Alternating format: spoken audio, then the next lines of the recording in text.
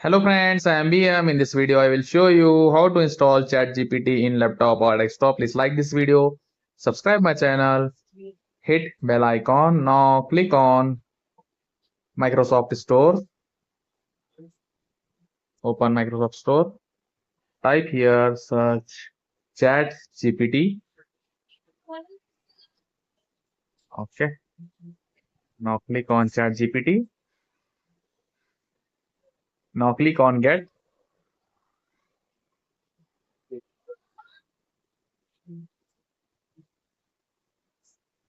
Please wait while preparing to download.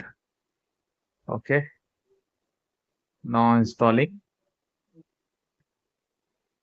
After complete the installation, click on Open. Accept all. Click on Accept all.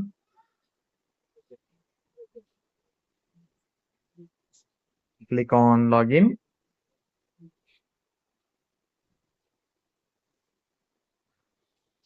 Browser page is open. Please wait. Now click on Quit Google.